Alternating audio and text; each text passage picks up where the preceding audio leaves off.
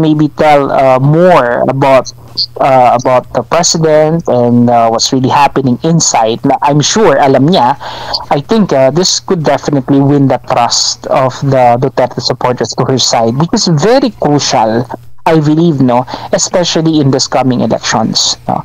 And I think kung talagang totoo itong si Senadora Amy na siya ay talagang pumapanig sa mga Duterte at hindi lamang niya ginagamit ito, no, para lamang sa kanyang political convenience and the political capital ngayong eleksyon, I think magiging maganda yung simula ito, no, kung sakali mang mananalo rin siya para doon sa napipintungang impeachment din naman, impeachment trial laban kay VP Sara Duterte. Nami-mirror din, 'di ba? Ito yung ano din nabanggit dun sa isang poll ads ni Sara Duterte, VP Sara and Amy Marcos. Pero mamaya ko itatanong yung ano sa nakikita mo yung ano doon dito sa dalawa. Yung munang message doon yung itim, 'di ba? May injustices, kriminalidad, kahirapan, kagutuman. Nung naitanong ang palasyo rito, abay napakabilis. Akala ko ang dinidescribe nilang Duterte administration. No, kasi sa panahon daw ngayon, taliwas daw, lumiliwanag daw. Kumbaga parang in denial pa rin sila or ayaw nilang i-accept yung realidad. Paano kung ganito ang klase ng gobyerno na meron tayo, Prof, na hindi nakikinig sa hinaing ng taong bayan at laging dina-downplay, ito ang sa amin. Paano kung legit yung reklamo ng taong bayan, hindi pa rin tatanggapin? Ano na lang iisipin ng taong bayan dyan? And this is the reason kung bakit patuloy na magkakaroon ng disconnection or disconjunction yung ating mga kababayan doon sa gobyerno, no? Kasi to the point na kumisan magkakaramdam na sila ng apathy or indifference, no? Because they believe that the government is not really listening to their pleads, no? Medyo taliwas talaga ito, no, doon sa mga nakaraang administration, kung maaalala natin, ano? Kasi kung gusto mo talagang maunawaan yung talagang sentimiento ng mga nandoon sa ground, yung talagang mga nasa grassroots, you really have to go. Dapat nga meron tayong paraan, mekanismo para talaga malaman kung ano ba talaga ang problema ng kinakaharap ng mga taong bayan, and there should be clear-cut policies to address them. Pero ito nga hindi mo na ina-acknowledge na merong problema, sinasabi mo pa that everything's okay, so it gives the public, no, the impression right now that you are completely out of touch with the reality, na parang may iba kang mundong ginagalawan, na parang merong multiverse na dito ka nag-exist while the rest of the Filipinos are suffering, no? While the rest of us are actually there somewhere else, no? So yun yung hindi maintindihan ng marami sa atin, and it again gives the impression that the government officials of this administration are out of touch doon sa inaing ng tao, kasi sila hindi nila nararanasan yun. Hindi nila nararanasan yung pang-araw-araw na problema, suliranin, na ang sa kanila, nakikita nila, puti, no? Maayos ang lahat, pero ang reality is, medyo malaki talaga yung kinakailangan solusyonan na problema. So, it's either ayaw mong tanggapin na may problema kasi wala kang kayang ibigay na konkretong solusyon dito. Okay?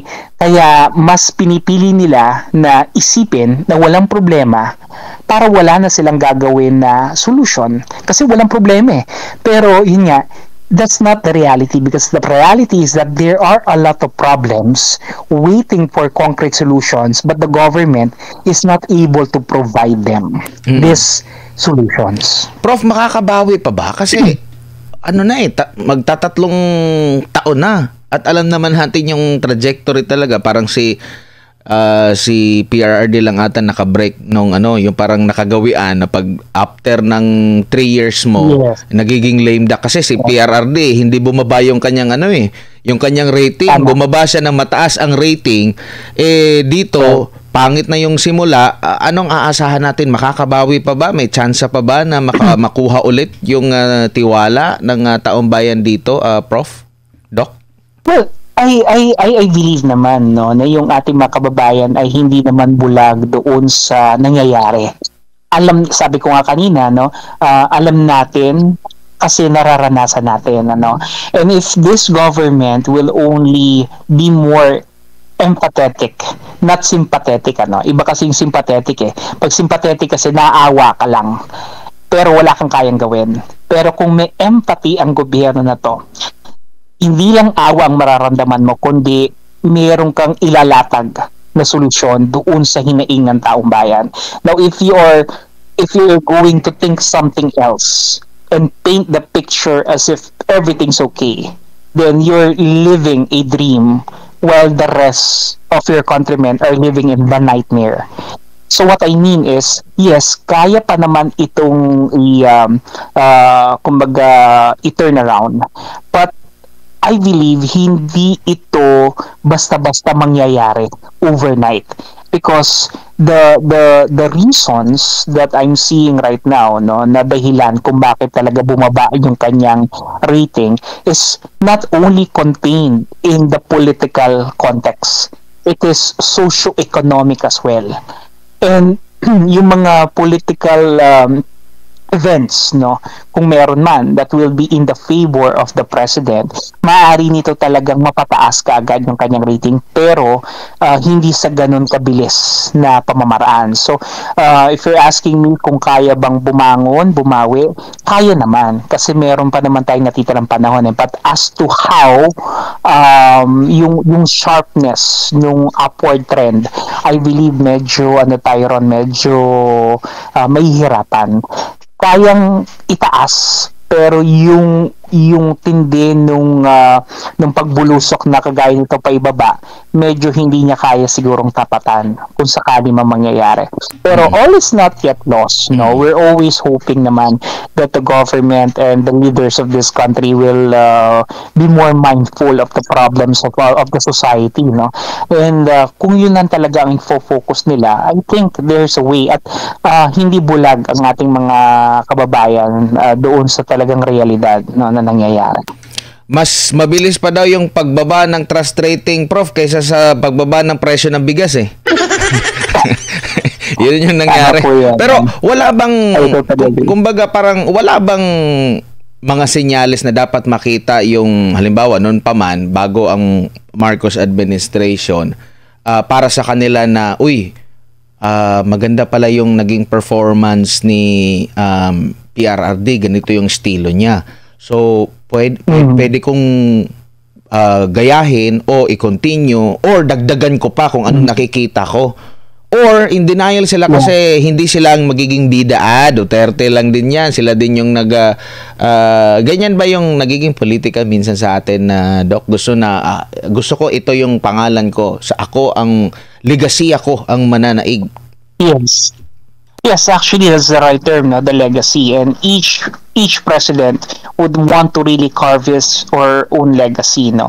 And siguro hindi talaga kayang i-replicate or kayang i-duplicate yung leadership stance ng ating dating Pangulo, kasi ibang-iba naman ang personalidad nitong ating Pangulo ngayon, ano? So if he will try to do that or imitate it, it will come as so unnatural. And alam ng mga kababayan natin kung ito ay nagagamit lang bilang plataforma para lang sabihin na I'm trying to be like this and like that, and in the end hindi rin naman magiging maganda yung outcome noon.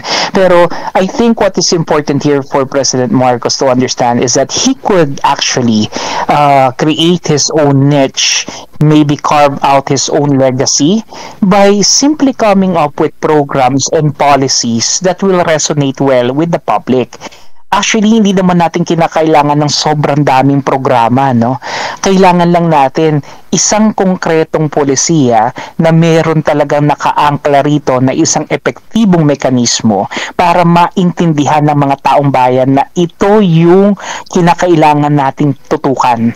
Kasi kumisan, kapag sobrang dami mong na gustong gawin, nawawalan ng focus, in the end, hindi na-achieve yung results. Look at what President Rodrigo Duterte did during his time. Nag-identify lang naman siya ng isang problema. What is that? Drugs. And then out from that problem, lahat inangkor niya dito. Kaya may criminality kasi may droga. Kaya may corruption dahil may droga. Kaya mayroong kawalan ng interes sa ating or simpatya sa gobyerno kasi may droga. Kaya mayroong problema sa public service delivery dahil may droga. So, naging madali para sa mga kababayan natin na intindihin or unawain yung mensahe.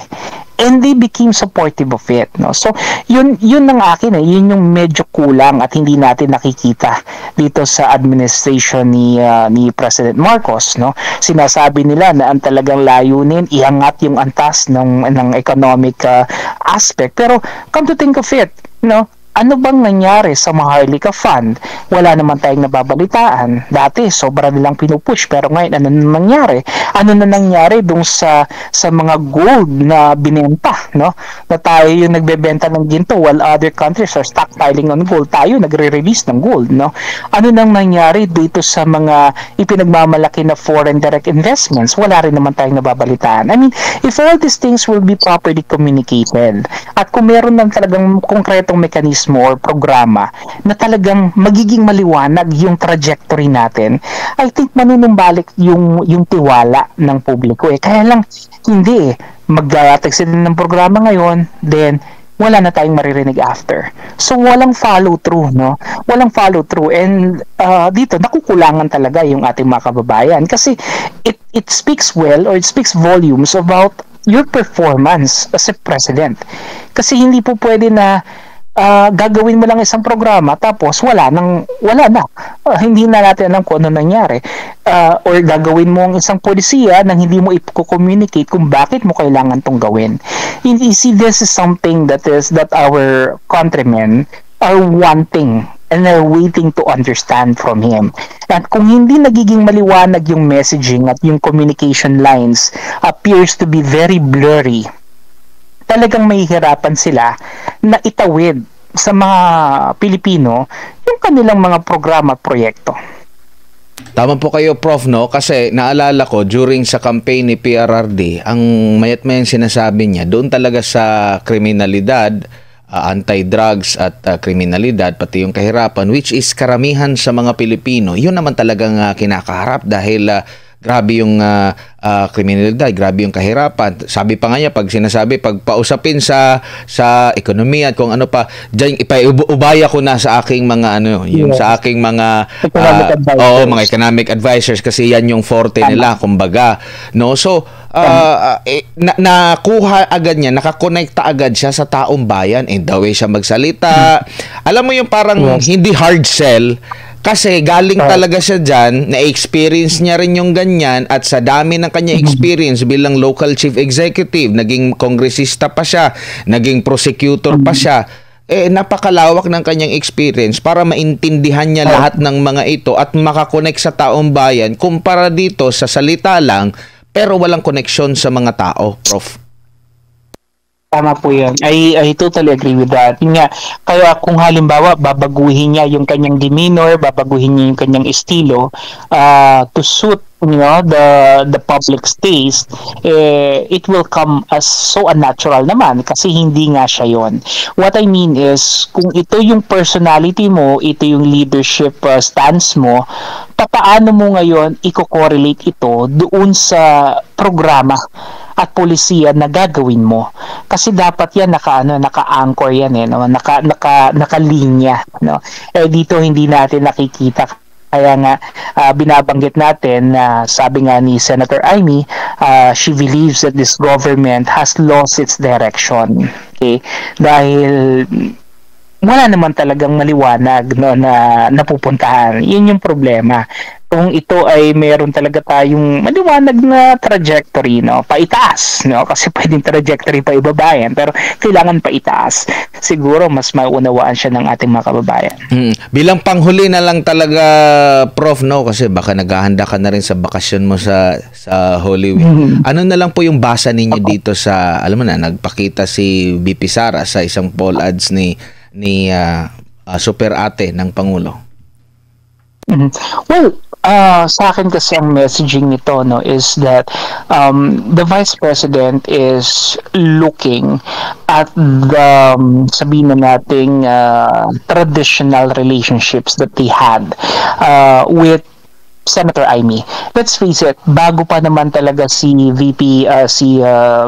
President Bongbong Marcos, before he came into the picture, even then, President Rodrigo Roa Duterte is very, very close to Senator Amy Marcos. So, kumbaga, meron na talagang bond, no, na nandoon na from the very beginning, bago pa naging Pangulo si President Rodrigo Roa Duterte. And maaaring ito yung kinikilala ngayon ni VP Inday Sara Duterte, no. And maganda rin naman talaga, no, kahit ano pang sabihin ng ibang tao regarding what transpired doon sa Senate hearing, maganda kasi yung kinahinatnan niya, which is may pakita rito, no, na talagang mayroong mga loopholes yung ginawang pag-aresto sa ating dating Pangulo, no. And I think ito yung contribution talaga nitong pagdinig na to. So sa aking pananaw naman, ano, I believe in the wisdom of the Vice President, at for sure ito naman may basbas din ng ating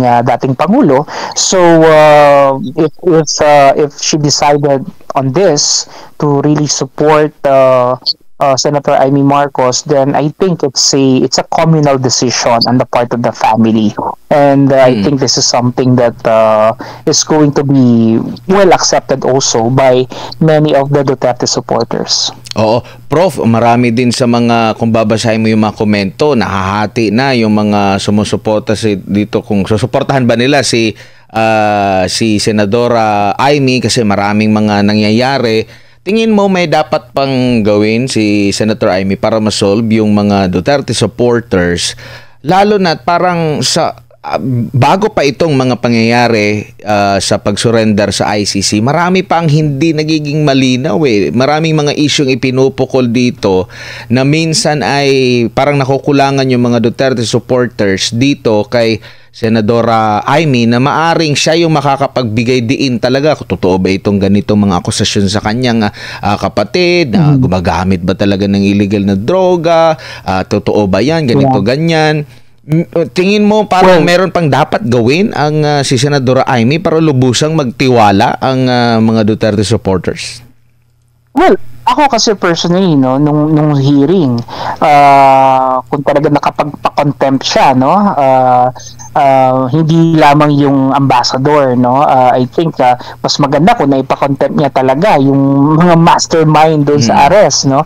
I think yun yung inaantay ng marami sa mga Duterte supporters, no, to really demonstrate that she's really doing this for, not only for the sake of the former president, but in the pursuit of truth, no. And siguro kung sakali magkakaroon pa siya ng mga hearings or pagdinig, kung pwede niyang gawin ito.